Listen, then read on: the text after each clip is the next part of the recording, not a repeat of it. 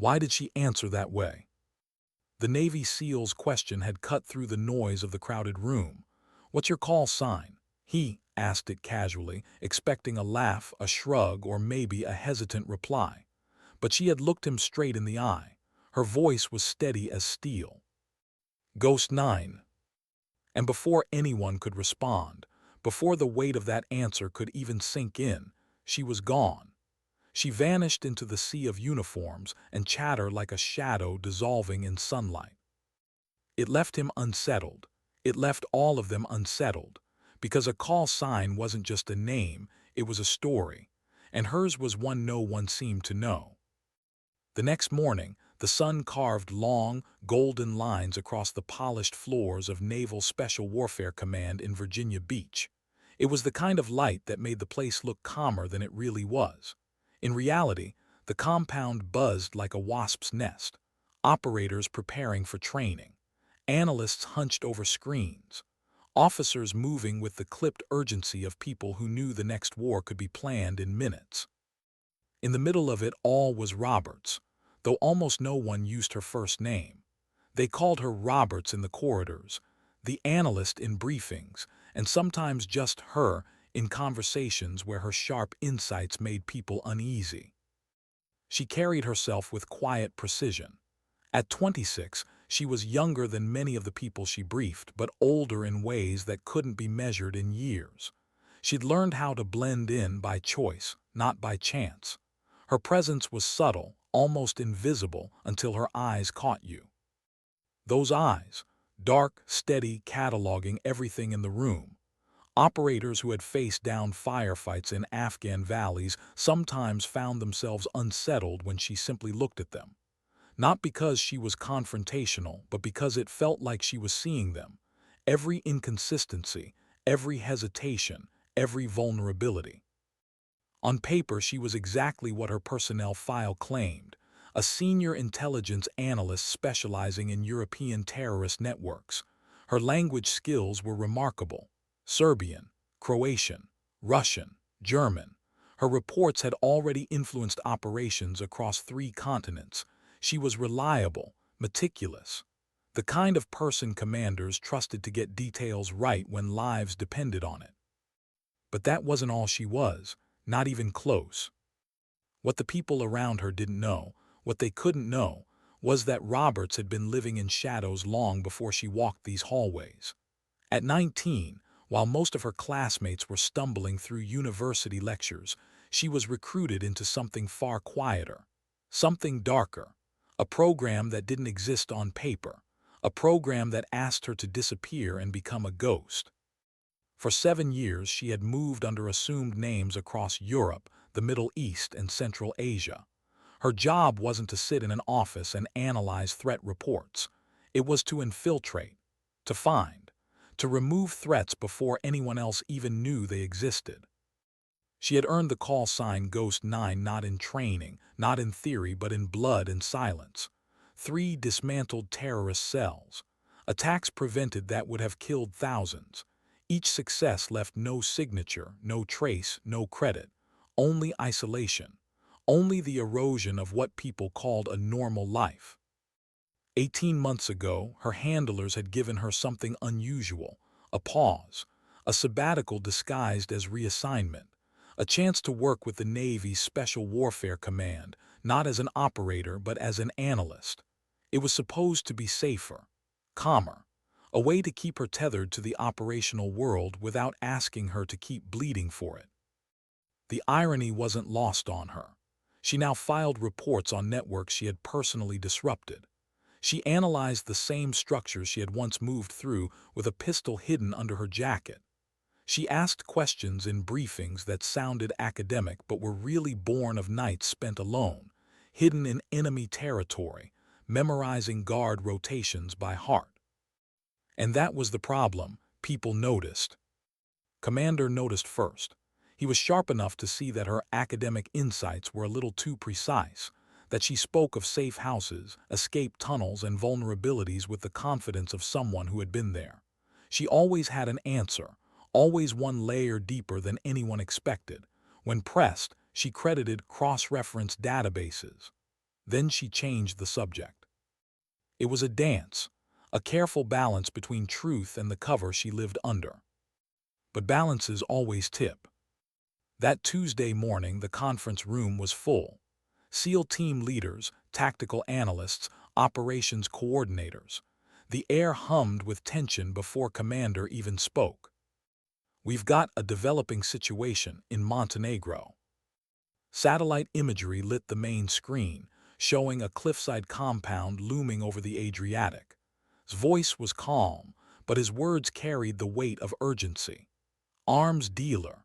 6 months of tracking tells us he's preparing to move advanced weapons to terrorist networks in the Balkans." His pen stilled against her tablet. She knew that name. She knew it too well. Wasn't just a file on her desk. He was a ghost from her own past. She had been inside that network. She had sat across from his men, wearing a stolen identity, pretending to belong. She had mapped his fortress from the inside. But none of that was in any report. Lieutenant Commander Jake, leader of SEAL Team 7, leaned forward. He was built for the job, confident, commanding, the kind of man who radiated trust.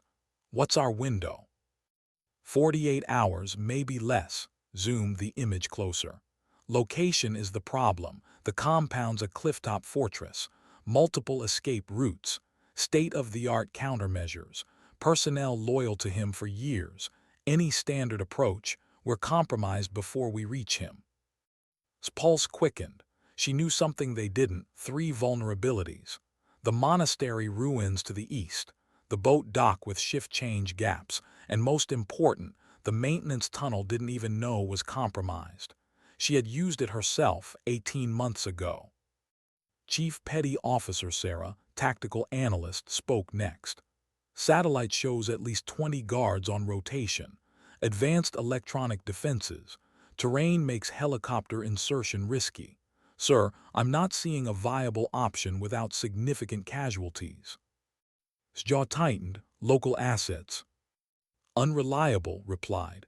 "Organized crime factions on the ground there. We don't have friendly networks. Inserting an advanced team. Weeks minimum. Time we don't have." The room sank into silence.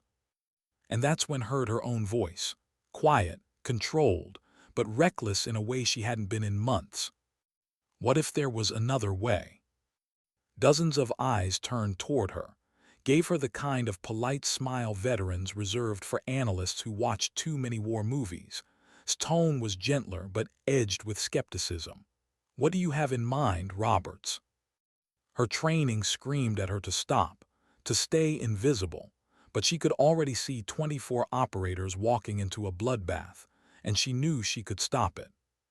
"The compound has structural vulnerabilities not visible from satellite imagery, built on medieval foundations, maintenance tunnels, escape routes. If someone could access them, security systems could be disabled from the inside." Frowned. "Historical records are one thing. We need actionable intelligence. Unless you've got blueprints, that's guesswork." His voice didn't waver. "Actually, I might have more detailed information." His polite smile disappeared. His eyes narrowed with curiosity. "What kind of access?" She hesitated. Her cover was fragile, but their lives were worth more. "Analysis," she said carefully. "Patterns, cross-referenced intelligence. Sometimes you find details databases don't highlight." Studied her, he wasn't convinced. "Roberts, if you have information that affects mission planning, I need you to be specific." The room went silent. The weight of every gaze pressed down on her. She could almost hear the cliff edge crumbling under her feet. One more step and she wouldn't be Roberts the analyst anymore. She'd be Ghost 9, exposed. But then she looked at men, and she knew some risks were worth it. "Sir," she said quietly, "perhaps we could discuss this privately." The words sealed her fate. Minutes later, she sat in his office, leaning against the wall.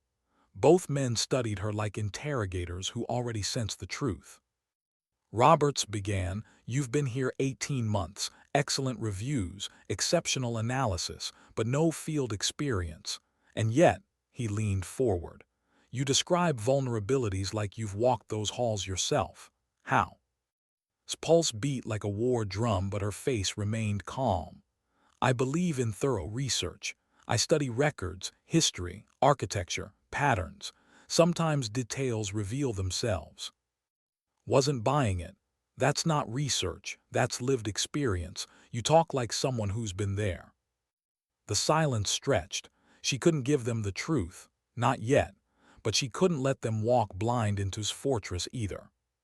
There might be another option, she whispered. Both men leaned in, eyes narrowed, his pen stilled. What kind of option? Asked. Lifted her chin. 7 years of secrets pressed against her throat, but the words came anyway. What if you already have someone with the skills for this mission? Who was she really? The question lingered in the air after she left his office, heavier than anything said inside those walls. Had looked at her with suspicion, curiosity, maybe even respect. Had stared as if he could peel back layers of her cover story just by watching her breathe. But they hadn't seen her, not yet, not the real her. Back at her workstation, forced herself into routine, fingers gliding over screens, reports filed, databases cross-checked. To anyone passing by, she was just another analyst doing what analysts did. But inside, her thoughts churned like storm water against a dam. 7 years of living invisible. 7 years of keeping her face out of photographs, her name off rosters, her existence blurred at the edges. And now, in one unguarded moment, she had stepped closer to exposure than ever before. The irony was cruel. She'd survived hostile cities with nothing but a false passport and a knife hidden in her boot. She slipped through safe houses where betrayal could come from the man handing her tea. She'd endured interrogations where silence was her only shield. And yet, one quiet suggestion in a Virginia Beach office might unravel everything. Her cover wasn't just paperwork. It was her survival. If they discovered she was more than the polished reports she wrote, questions would follow. Investigations, scrutiny. And scrutiny was death for someone like her. Still, the image wouldn't leave her mind. Men walking straight into his fortress. She knew how that story ended. Blood on stone, names read at funerals, the kind of sacrifice commanders call acceptable losses. Was silence worth their lives? The call came at 3:47. His voice on the secure line clipped and sharp. Roberts, command center, now. She was already dressed. Sleep hadn't come. Her body had been still, but her mind hadn't stopped rehearsing conversations that could end her career or save lives. When she stepped into the command center, the air was electric with controlled chaos. Screens glowed with live satellite feeds. Communications officers worked phones and radios. The entire room vibrated with urgency. Stood at the main display, arms folded, eyes hard, motioned her over. Papers and digital files covered every surface. Your European contacts came through, said flatly. His pulse thudded. She forced her expression to remain neutral. What kind of details? Guard rotations, down to the minute, answered, his voice rough with disbelief. Electronic countermeasure frequencies, structural blueprints, even maintenance tunnels that weren't visible in satellite imagery. He turned to her, eyes narrowing, almost too detailed. Slid a schematic across the table. His breath caught for half a heartbeat. She knew the lines on that map. She had drawn them herself 18 months ago deep inside's compound. They'd been digitized, refined, but the bones were hers. This suggests someone been inside recently, said. Your contacts didn't just share intel, they shared reconnaissance. Before could answer, an alarmed tone cut across the room. Chief spun in her chair. Priority intercept just moved his timeline forward.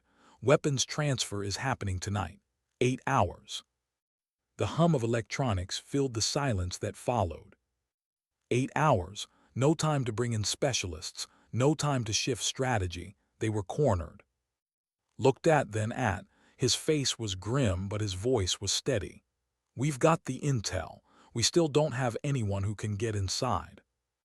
Every instinct screamed at her to remain silent, to hold the line, to preserve the cover that had kept her alive through 100 dangers.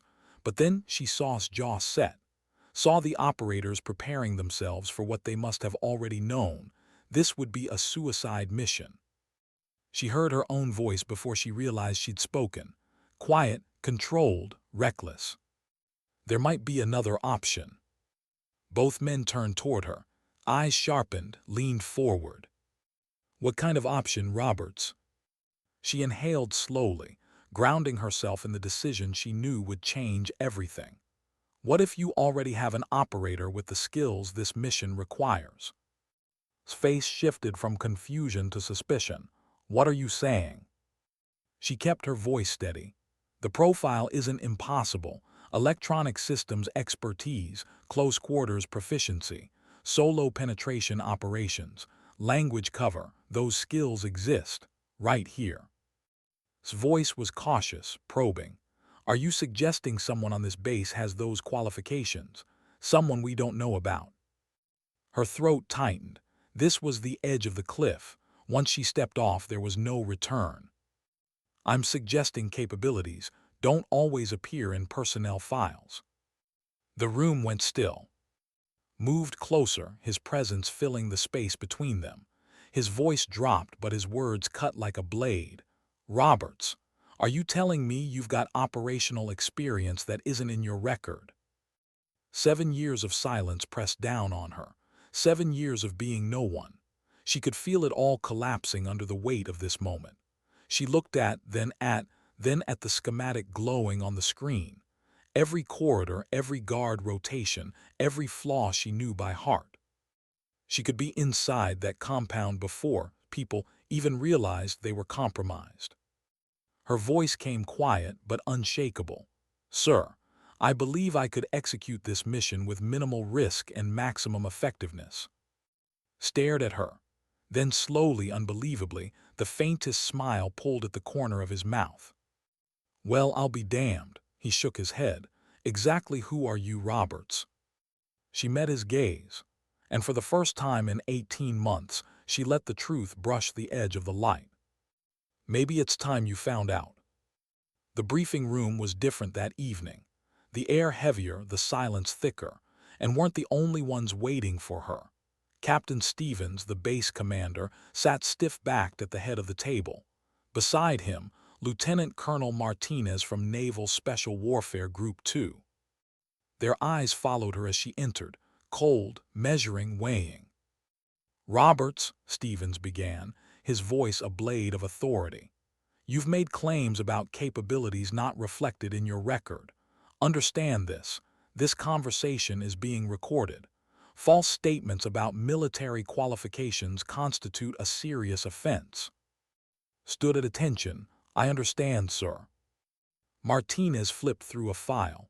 Your background shows standard academic credentials, no combat training, no special operations assignments, yet you claim you can infiltrate one of the most secure compounds in the Balkans, alone.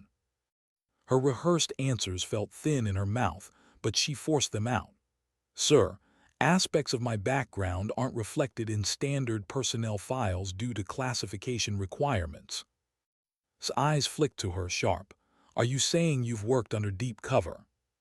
Her breath caught, but she didn't flinch. I'm saying I have experience relevant to this mission, experience that would allow me to succeed. Pulled up the compound schematic. His voice was steady, but there was something harder underneath. Even with experience, this is suicide. 20 guards, state-of-the-art defenses, redundant systems, one person against those odds. Is better than 24, interrupted before she could stop herself. The room froze. Captain Stevens' expression darkened. Roberts, you're an analyst. Your role is to provide information, not challenge tactical decisions. I'm not challenging them, sir, she replied, voice tight but calm. I'm offering an alternative, one that minimizes casualties. Martinez studied her. Let's assume you do have experience. Even then, why should we trust you with this? Why risk lives on unverified claims? Because it wasn't unverified. Because she had already walked those halls, already mapped those tunnels, already proven she could do it. But those truths lived in the shadows, far from the clean lines of her personnel file. So she gave them the only truth she could. Because if you don't, good men will die tonight.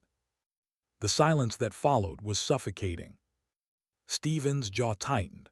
You're dismissed, Roberts. Return to your duties. Leave operational planning to qualified personnel. It should have ended there. She should have turned, walked out, and buried the moment under silence, as she had done 100 times before. But as her hand touched the door, his voice followed her. Roberts, he said quietly, for what it's worth, I hope you're wrong about the risks. She didn't turn. Her voice was soft, steady, but laced with something heavier. Sir, I hope so too. But as she walked back down the hallway, her chest tight with unspoken truth, she knew hope wouldn't be enough. And somewhere deep inside, Ghost 9 was already awake again.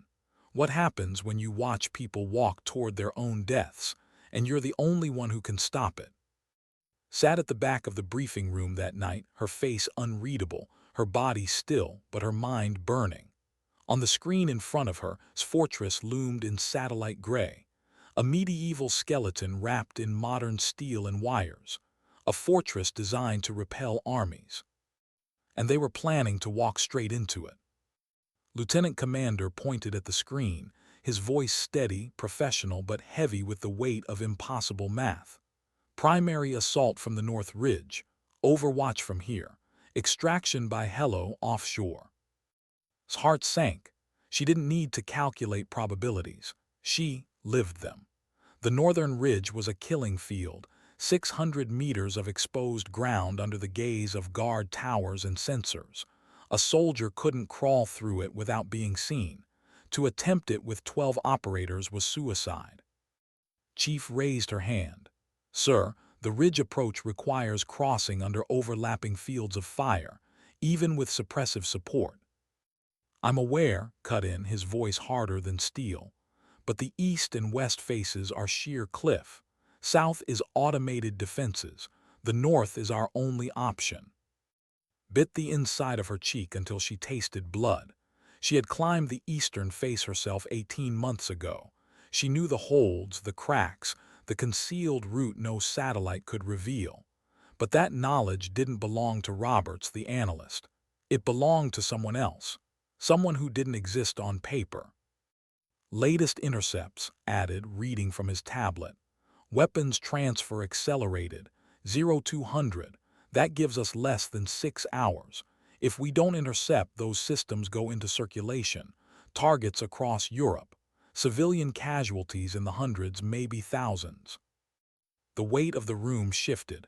No one argued with that. The mission wasn't optional. It was necessity. But necessity didn't make it survivable. Lieutenant, the demolition specialist, studied the schematics. Even if we breach perimeter, sir, inside is a maze. Multiple choke points, reinforced positions. We'll be fighting uphill. That's why we go fast, replied. Overwhelm, secure and the shipment before resistance organizes. Stared at the display. To her, it wasn't just lines and measurements. She remembered the smell of damp stone, the echo of boots in narrow halls, the feel of cold air against her skin as she had mapped the place in silence. She remembered hiding in shadows as guards passed feet away, unaware that a ghost moved among them. Now she watched as her friends, because that's what they had become over 18 months, prepared to run headlong into the fortress she already knew too well. Casualty estimates, asked Martinez from Group 2. His voice was steady, clinical, but the room tensed. Silence answered first. Finally spoke, moderate to heavy, he hesitated, then more quietly, 50% or higher. The number dropped like a hammer. Half, maybe more. His chest tightened. She glanced at faces around the table, faces she knew in small, human ways, who shared late-night coffee with her, whose dry humor had cut through long hours of tension, who once explained demolitions to her with the patience of a teacher. People she respected, people she liked, people who would bleed in a compound she could dismantle in silence if only she was allowed to be who she truly was. Her secure phone buzzed, a message from her handlers: maintain cover, do not compromise operational security. She stared at the words until they blurred. They weren't wrong. Her identity wasn't hers alone. It belonged to networks, to strategies years in the making. Ghost 9 wasn't just a person. She was an asset, one you didn't risk on a single mission. But how do you weigh strategy against 24 lives you can see and hear? The briefing ended. Chairs scraped. Operators gathered gear. The mission clock ticked mercilessly toward 0200. Stayed seated, staring at the glowing lines of the compound, every approach marked, every arrow a path toward death. She walked out last, her face composed, her steps calm. But inside, the storm raged. The equipment storage facility was nearly empty at shift change. Personnel moved in and out, signing gear, checking weapons. Routine, predictable. She slipped in quietly, her presence unremarkable, just the analyst picking up items for research support. No one questioned it.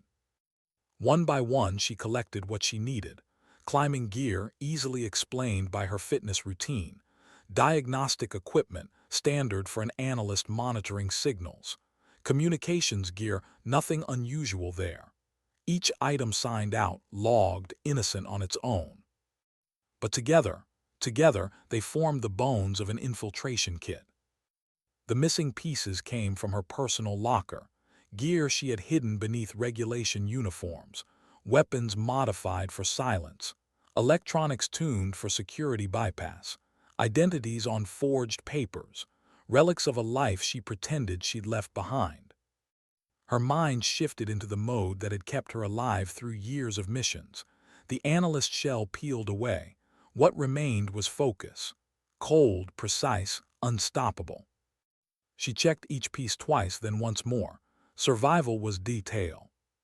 Departure was the hardest part. Not because she feared being stopped, but because leaving meant erasing the fragile life she'd built. 18 months of routine. Colleagues who respected her, if not understood her. A rhythm of normalcy she hadn't known since she was 19. The faint hope that maybe she could live without always disappearing. All of it ended the moment she walked out. She filed a request for extended archive research, perfectly legitimate, then changed into civilian clothes and drove toward Norfolk International. The city moved around her like it always did. Traffic lights, late-night restaurants, the hum of life that didn't know her, didn't see her. For a brief second, people living without secrets, without masks, without weight.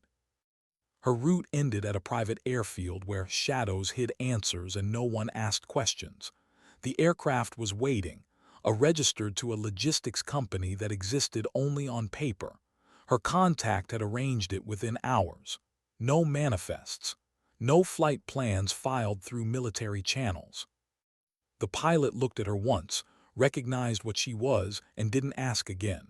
Some passengers carried silence like armor. 7 hours to Podgorica, he said. Storm system over the Balkans, might complicate approach. She nodded, it'll help. The engines roared. The Virginia coast fell away. In the dark cabin, she opened her laptop. Files glowed against her face. The compound stared back at her. The same fortress she had walked through before. Vulnerabilities hidden to satellites but burned into her memory. She saw it not as stone and steel, but as a puzzle already solved. The eastern climb, the maintenance tunnel, the power grid choke point, the communications hub. She could dismantle it piece by piece until the fortress was nothing but an illusion. She adjusted timelines, weather allowances, infiltration windows, calculated guard rotations, ran mental rehearsals of every step. Her conclusion was always the same.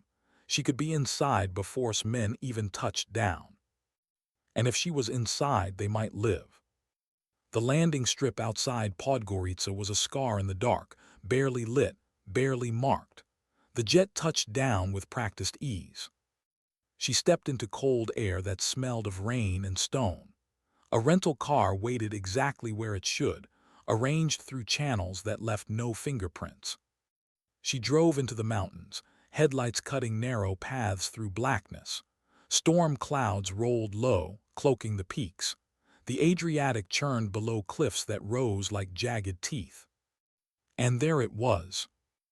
Compound, a fortress carved into stone, lights glimmering against storm-dark sky, medieval walls laced with cameras and sensors, a place that seemed unbreakable, unless you had already broken it once before. She parked 3 kilometers out, checked her watch. 1:47. Steam would be in the air, flying blind into storm and fire.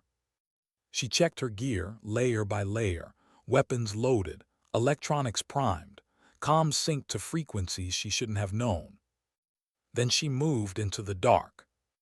The maintenance tunnel waited where it always had, hidden by vines and stone, overlooked because believed the cliff was impossible. She smiled without humor. Impossible had always been her terrain. She crouched, pulled the grate, and slipped into the earth. The air grew cold, damp, pressing in on all sides. Darkness swallowed her, broken only by the faint glow of her, flicked on for seconds at a time, then killed again.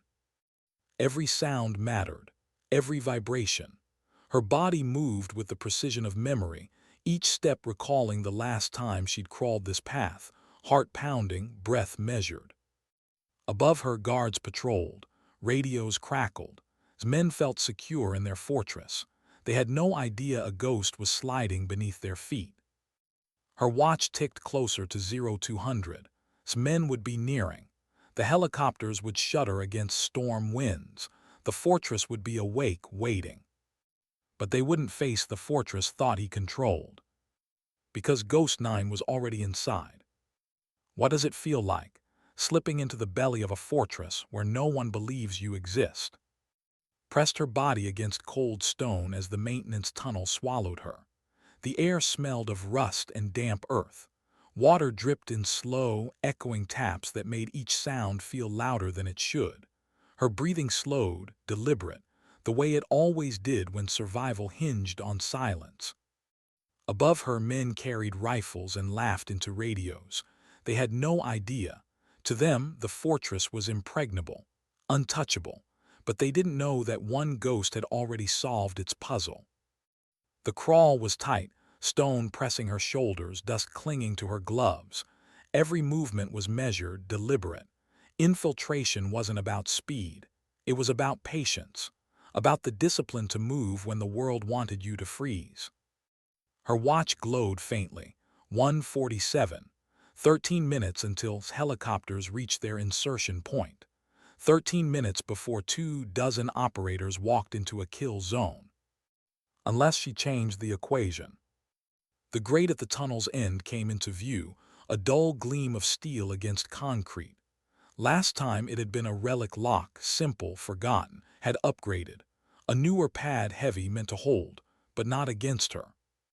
She slipped tools from her pouch, fingers moving without sound. A twist here, pressure there, a breath timed to a drip of water so the faint click vanished into the echo. The lock yielded in 90 seconds. She caught it before it could fall, set it down like a sleeping child, slipped through. The basement stretched around her in silence. Low ceilings, pipes lining the walls, utility corridors connecting storage rooms. A place servants once moved through centuries ago, now repurposed for generators and power conduits. She paused, listening, guards above, footsteps crossing. A radio squawk of Serbian too quick for most ears. She understood every word. They were talking about weather, storm winds, helicopters. Good, the storm hid more than rotor noise. It hid her. She moved forward, staying to shadows that clung to the stone. Her first target wasn't even his guards. It was the fortress itself. The power distribution center sat at the corridor's end, locked behind reinforced doors. paranoia had grown since she'd last been here, but paranoia worked both ways. It meant redundancies, and redundancies meant vulnerabilities. She knelt, slid a probe into the access panel. Lines of code bled across her handheld, security feeds rerouted, locks blinking between engaged and disengaged. She didn't cut power too obvious. She rewired it, silent sabotage. Lights would stay on, alarms would stay green, but deeper systems, the ones that mattered, were blind now. Cameras would loop, motion sensors would ignore her profile, locks would open to codes no guard carried. It was a magician's trick. Everything looked solid until the moment you reached for it. Her earpiece crackled suddenly, his voice strained against storm turbulence. 15 minutes to target, visibility limited, maintain formation. She smiled faintly. They were flying into hell, but when they landed, hell would already be half dismantled. She whispered into her secure mic, her voice low enough to feel like a thought. Rescue leader, this is advanced reconnaissance. Be advised, primary approach vector is compromised. Uploading alternate coordinates. The silence stretched. Then's voice returned, hard, confused. Advance reconnaissance. Identify, we don't have forward assets in play. Her fingers danced across her pad, transmitting a map she'd built herself. Corridors stripped of traps, blind spots opened, guards marked by their own radios. You do now, she replied. The pause was longer this time. She imagined him in the helicopter, frowning at the intel flooding his screen. Unknown station.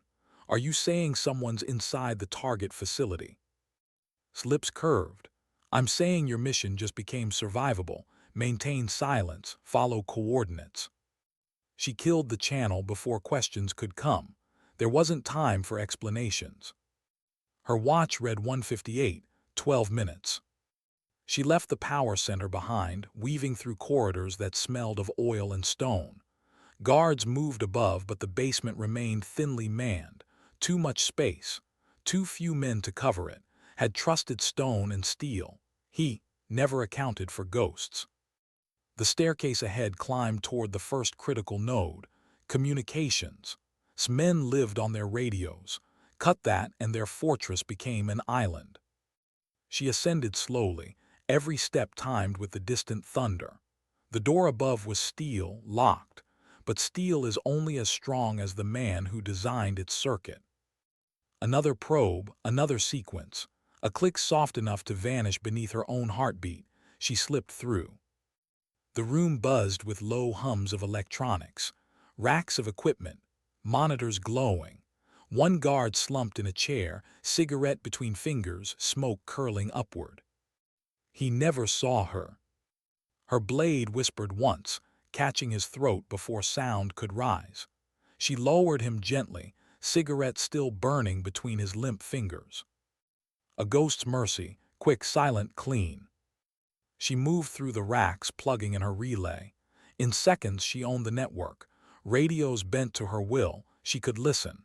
She could mislead. She could choke them silent at will. In her earpiece again. Approaching LZ, heavy turbulence will hit hard. She keyed in. Copy, security net compromised. Guards unaware, proceed as briefed. He didn't argue this time. Not fully. Perhaps something in her voice carried weight he couldn't deny. She checked her watch, 2:09. They were minutes away. The fortress trembled faintly with storm winds. Guards began to stir, sensing something wrong but unable to name it. Radios crackled with confusion, loops she fed them, orders that never existed. And in that confusion, she moved toward the warehouse, the heart of the mission, where weapons waited to be sold to men who would burn cities with them. The corridor narrowed, turning into stone steps carved centuries ago. She descended, hand brushing the wall. She could feel the fortress breathing, its heart beating faster as her knives cut through its veins. Ahead, 2 guards, alert, rifles at low ready.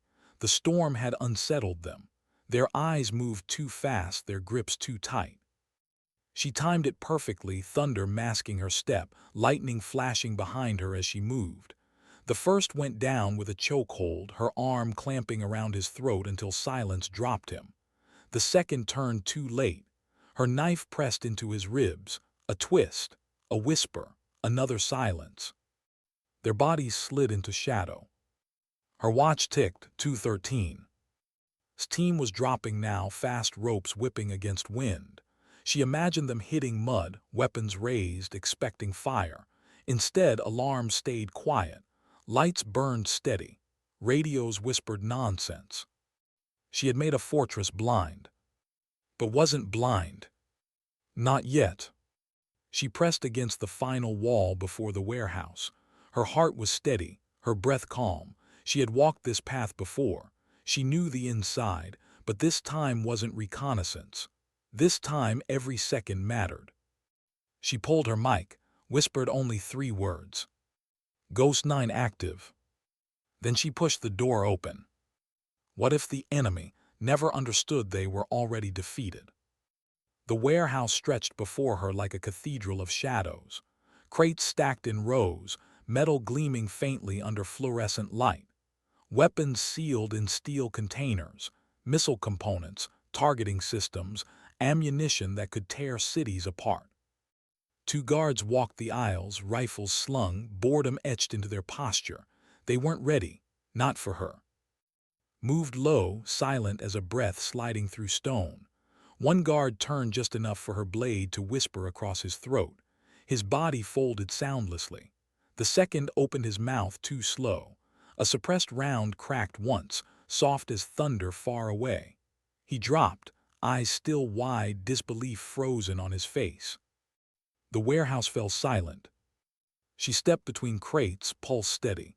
Every shadow was her ally, every corner a memory she already owned. Her watch ticked 2:18. Steam would be inside the perimeter by now. They were moving in darkness, soaked by rain, storm winds howling in their ears, expecting resistance, expecting fire. But fire never came, because Ghost 9 was already dismantling the fortress from within. Lieutenant Commander hit the ground hard, knees bending into mud.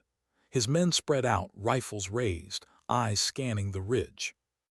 Silence. The ridge that should have been alive with gunfire, tracer rounds tearing across night sky, was quiet. Too quiet. Hissed into comms. This doesn't make sense. Where's security? Stay sharp, muttered. His gut churned. Every instinct told him ambush. But his tablet glowed with paths marked clean, corridors highlighted in red, guard rotations already mapped. He hadn't put those there. And yet they were right. Proceed, he ordered, though unease prickled the back of his neck. They moved forward, steps low, weapons tight, passing cameras that should have tracked them, but lenses stayed blind, passing patrol routes that should have overlapped, but footsteps never came. Something or someone was already inside. Moved through the warehouse like a surgeon, every action precise, deliberate. She planted small charges against the crates, charges designed not to detonate in flame but to disable. Electronics fried, guidance systems ruined. A fortune in weapons turned to useless scrap with a quiet hiss of chemicals. She whispered into her mic, package compromised, secure secondary. Static, then's voice tight with suspicion, identify. She didn't answer. There was no time for explanations, only results. Her watch ticked 2:22. 4 minutes until steam reached the outer walls. 4 minutes until the fortress realized it wasn't as invincible as it believed. Above ground stirred. He was a broad man with the confidence of someone who had never lost. The storm outside had unsettled his men, but he dismissed it. Helicopters, winds, distant thunder. It was nothing new. Then his radio sputtered. Silence where reports should have been. Patrols unaccounted for. Cameras looping the same empty corridors. His gut twisted. Something was wrong. He barked orders. Guards moved fast. Boots pounding stone. Rifles snapped to ready. And still alarms stayed green. His fortress was blind. "Find the breach," he roared, "now." His team breached the first corridor. Guns ready, eyes sharp, they expected resistance, they found shadows. Muttered, "This is insane. They should hit us by now." Didn't answer. His eyes tracked the schematic glowing on his tablet. Paths were clearing ahead of them in real time. Cameras cycling blind exactly when they passed. Guards marked seconds before they turned a corner. Someone was guiding them. But who? "Unknown station," he hissed into comms. "You've got two choices. You show yourself or I pull my men out. I don't play games with ghosts." Her voice answered, calm, steady, threaded with steel. "Then consider this your lifeline. Stay on path. Move fast. Don't look back." Blinked, "Who the hell?" "Cut him off. We don't have time. Move." And for the first time in his career, he trusted a voice he didn't know. His knife flashed again, cutting through another guard in the shadow of crates. Her silenced pistol spoke once, dropping a second before he could raise alarm. Her heart stayed steady, her mind sharp. This wasn't adrenaline, it was memory. Every movement rehearsed 100 times in the quiet of missions no one would ever know. She whispered into her mic, "Corridor 2 clear, proceed left, guard at junction neutralized." Smin turned the corner, and there it was, a body on the ground, throat cut clean, swore under his breath. Jesus Christ. Crouched, staring at the kill, professional, precise. No wasted motion. Whoever was guiding them wasn't just feeding intel, they were fighting inside the compound. A ghost indeed. His anger grew with every unanswered call. His men searched halls, but radios spat only static. Guards vanished into corridors and didn't return. The fortress was unraveling beneath him, though no alarms screamed, no sirens howled. It was worse than attack, it was silence. He stormed toward the warehouse, pistol at his side, rage in every step.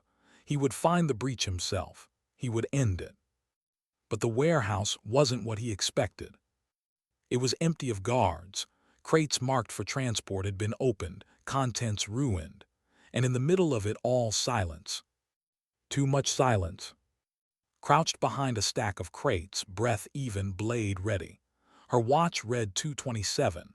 His men would reach her in minutes, but was already near. She could hear his voice, barking orders in Serbian, furious, desperate. She slid deeper into shadow, every muscle coiled. This wasn't about killing him. Not yet. It was about survival, about buying his team the seconds they needed. She whispered again, soft enough to sound like thought. "Warehouse compromised, primary hostile approaching, prepare engagement." His reply came hard, clipped. "En route 2 minutes." 2 minutes could be forever. Entered the warehouse, flanked by 2 guards. His eyes swept the shadows. His instincts screamed danger, but he trusted numbers, trusted walls. "Search everything," he growled. The guards moved, their rifles swung into aisles. Waited, patience was survival. Strike too soon and the fortress would awaken. Strike too late and his men would die at the door. The first guard passed her crate. She rose, swift as lightning, blade flashing. A hand clamped his mouth. His body folded before sound escaped. The second spun, saw nothing, until the silenced pistol whispered once. He collapsed beside his partner. Froze, his pistol raised, eyes wide, searching shadows. "Who's there?" he barked, voice trembling under fury. "Show yourself." Stayed silent. Ghosts don't answer questions. Her mic crackled, again closer now. 30 seconds. She exhaled, steady. 30 seconds until the SEALs arrived. 30 seconds to keep occupied, alive, vulnerable. Because sometimes the mission wasn't about ending a man. It was about delivering him into the hands of those who would. She stepped from the shadows, pistol raised, her face unreadable. His eyes widened, not at the weapon but at her. Recognition flared, sudden and sharp. "You," he whispered. The word hung in the air. He knew her. Ghost 9. Her heartbeat didn't falter. Her voice was calm, steady, cold. "Weapons are finished. Your fortress is blind. Surrender now or you won't live to see dawn." His rage broke free. He roared, firing wild bullets tearing through crates. Wood splintered, sparks showered. She dove, rolled, returned fire, controlled, precise, cutting the air around him. Not to kill, to hold. The doors burst open. Men stormed in, rifles trained, movement smooth as steel. Froze, trapped between the ghost and the storm.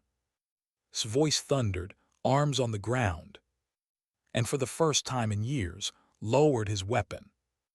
Because even he knew when ghosts came for you, there was no winning. Why does survival feel heavier than death? The warehouse reeked of oil and burnt metal. Knelt on the floor, wrists bound, fury burning behind his eyes. Seals spread out, rifles sweeping aisles, adrenaline thick in the air. Stood in the shadows, pistol low but steady. Her breathing was calm, but her chest ached with the weight of what hadn't been said. She had stepped out of the dark long enough for to see her face, and in that instant, the mask of Roberts, the analyst, had cracked. He knew her. The thought pressed like a blade at her throat. Had seen her once before, years ago, during an infiltration gone sideways in Sarajevo. He hadn't known her name, only the phantom who vanished before his men could close in. He'd carried that ghost in nightmares since.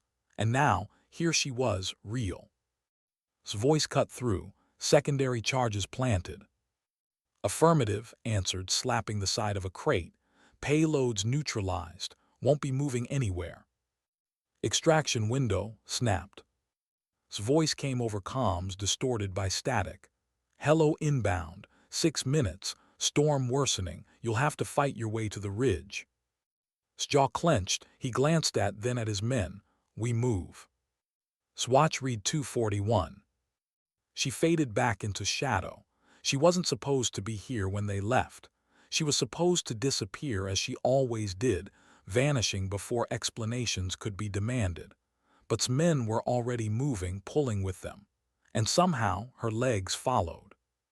The corridors shook with storm wind rattling stone. Shadows flickered under emergency lights.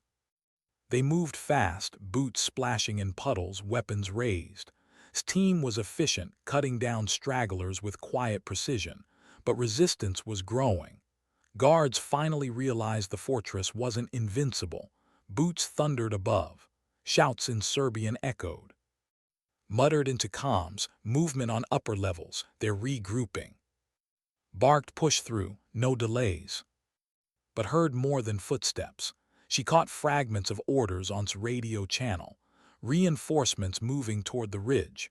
A blocking force waiting where extraction would land. She spoke into her mic, her voice low, sharp. "Ridge is compromised, redirect east, old monastery ruins, blind spot in perimeter."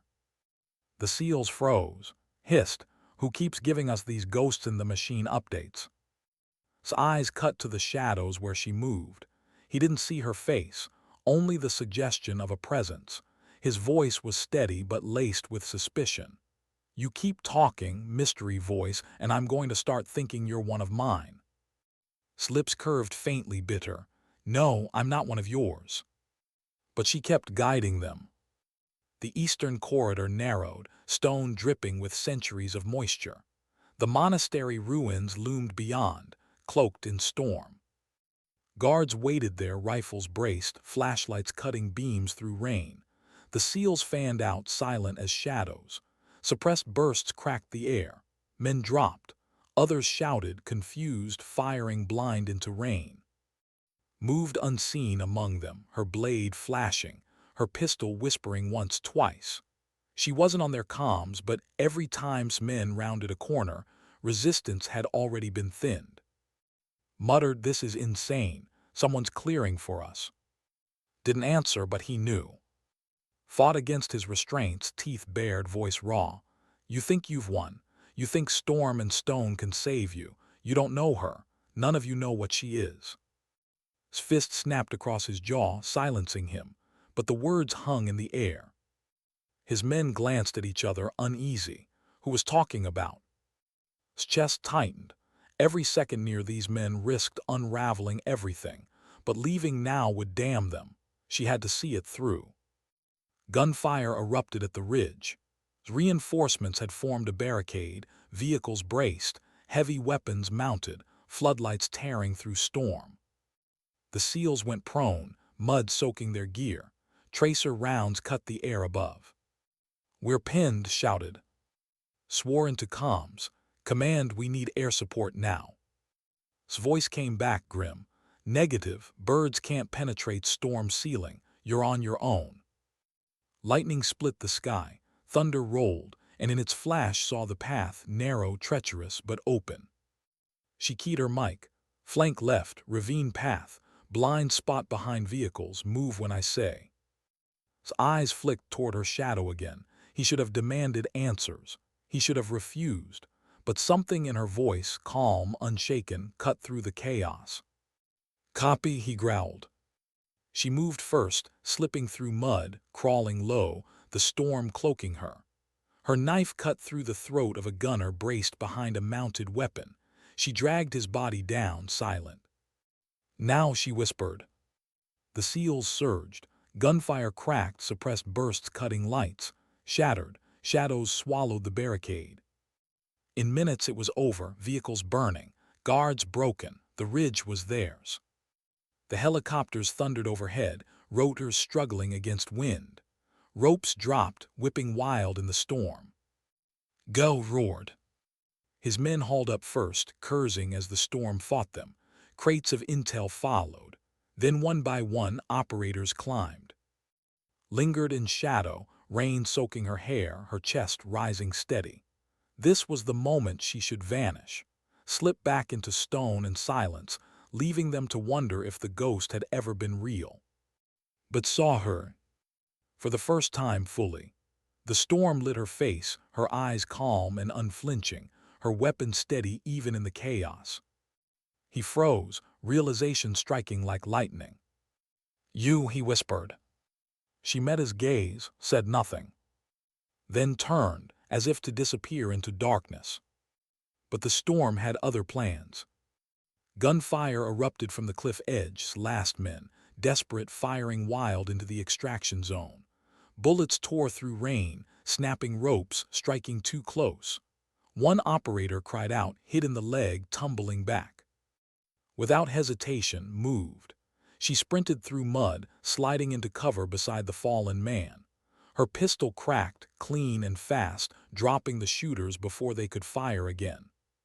She dragged the operator to the rope, slinging his arm over it. "Climb," she ordered. He stared at her, breath ragged, eyes wide. "Who the hell are you?" Her lips curved faintly. "No one." He climbed. His voice thundered from the helo. "Move, get aboard." She shook her head, stepped back into rain. The storm swallowed her again. The helicopter lifted, engine straining. Leaned out the side, rain lashing his face. His eyes searched the ridge, desperate. For one figure. But she was already gone. Only the storm remained. What happens when silence is no longer enough? The helicopters slammed onto the tarmac at Naval Special Warfare Command hours later, engines howling against dawn's first light.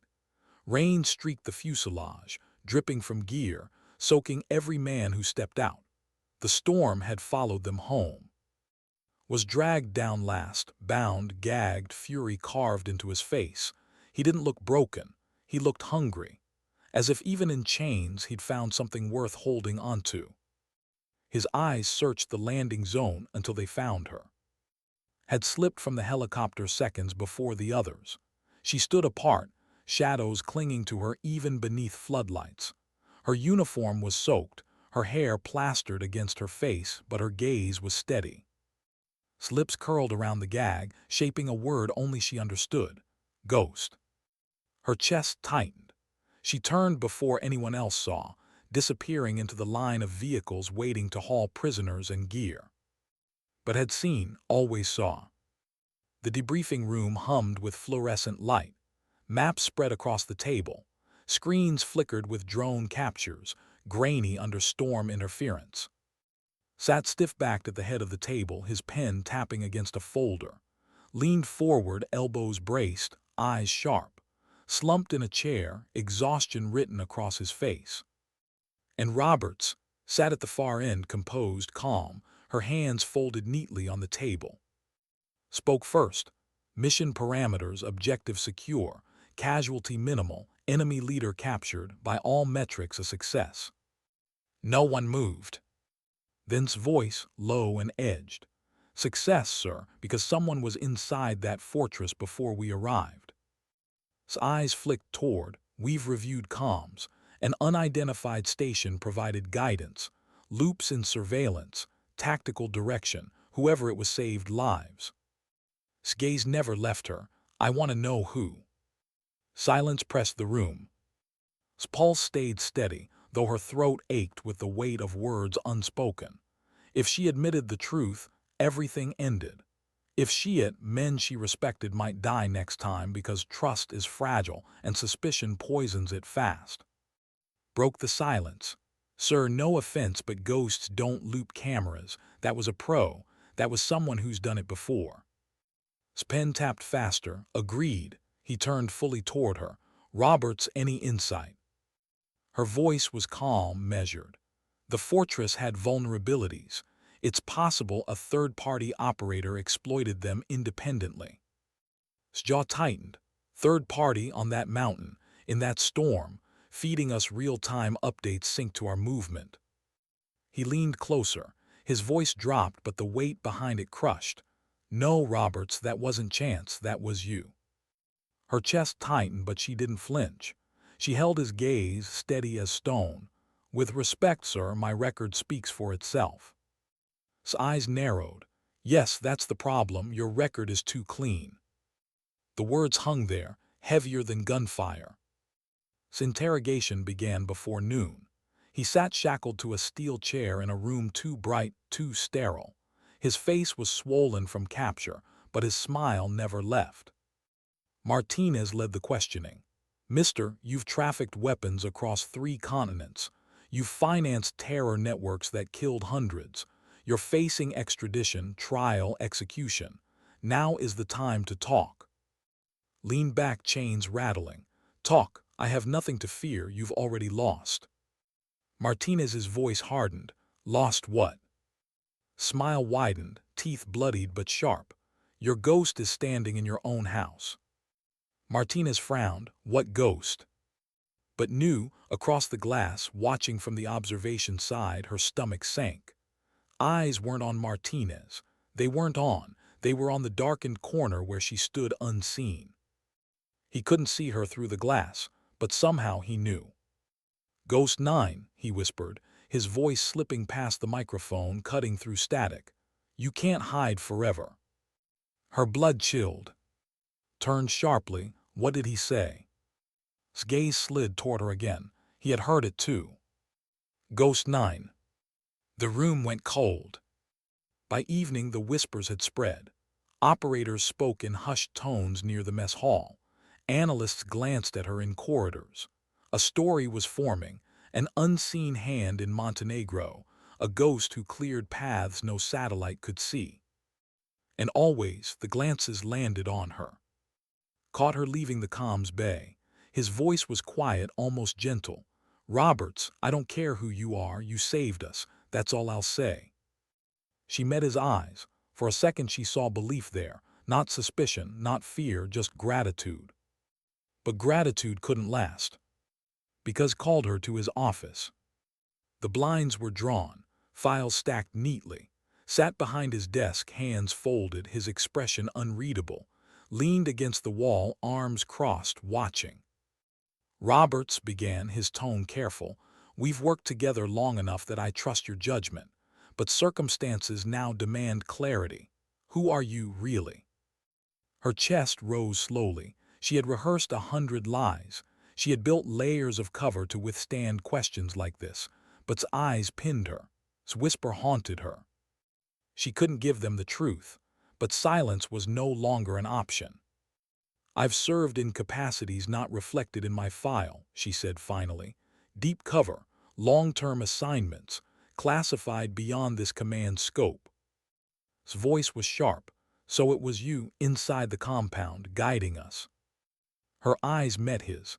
Would you have survived if it was? The silence that followed was heavy, fragile. Exhaled slowly. We should file this, bring it to group command, but I suspect they already know. His jaw flexed, his voice softened but only slightly. You should told us. Her reply was quiet, edged with exhaustion. And would you have believed me?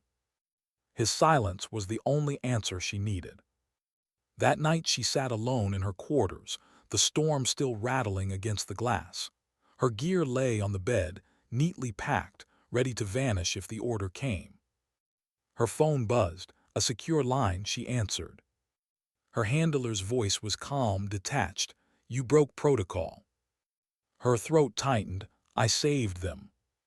You compromised cover. They would have died.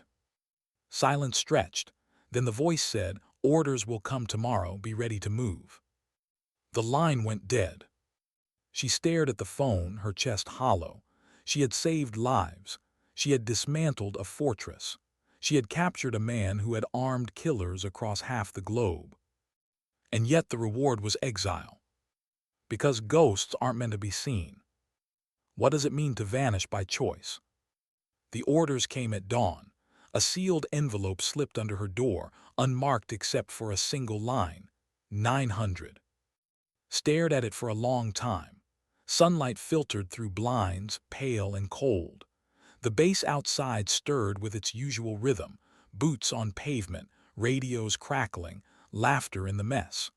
Ordinary sounds of people who believed they lived in a world where their work left footprints. She didn't. She folded the envelope neatly, slid it into her jacket and began packing. Not much. She never let herself collect things. A ghost can't afford weight. Clothes, papers. The same kit that had seen her through 100 cities, 100 missions. She hesitated at one item. The mug had given her, half joking, with Analyst of the Year scrawled in chipped paint. For a moment she almost left it behind. Then she wrapped it carefully in cloth and slid it into the bottom of her bag. Some ghosts carried scars. Others carried small mercies. The hallways felt different that morning. Too many glances, too much silence. Whispers that didn't need words. Everyone had heard taunt. Everyone knew there had been someone in that fortress before the seals touched ground. Stood waiting outside the command center. His uniform was crisp, his posture steady, but his eyes carried weight. You're leaving, he said. It wasn't a question. She met his gaze. Orders. He studied her as if memorizing details he might never see again. Finally, his voice dropped. I don't know who you really are, but I know this. Without you, my men wouldn't have come home. Her chest ached, but she kept her voice steady. That's all that matters. He stepped closer, his voice low. You can't keep doing this, disappearing, carrying it alone. Her lips curved faintly, a ghost of a smile. That's what I was made to do. Then she walked past him, footsteps fading into silence. The black SUV waited by the airstrip, engine running. 2 officers stood beside it, faces blank, eyes sharp. They didn't greet her. They didn't need to. Their job wasn't to ask. It was to erase. She placed her bag in the back, slid into the seat, and closed the door. The base shrank behind them, the sound of helicopters and training drills fading like echoes of a life she had almost believed was hers. For a moment she let herself look back, stood near the hangar, hands on his hips, watching. He didn't wave. She didn't either. Some goodbyes weren't spoken. The SUV pulled onto the highway. Hours later, she found herself in a safe house outside D.C., a quiet townhouse with bare walls and sealed blinds. The kind of place where people weren't supposed to exist. Her handler sat at the table, files spread neatly. He didn't look up when she entered. You disobeyed protocol, he said flatly. I saved them, she replied. His eyes lifted, calm but cold. At what cost? She didn't answer. He closed the file. You've been compromised. Recognition ensures that Ghost 9 is no longer viable. You'll be reassigned, new identity, new theater. Her chest tightened, and the work here. Over, he said. Erase it, forget it. She almost laughed. Forget.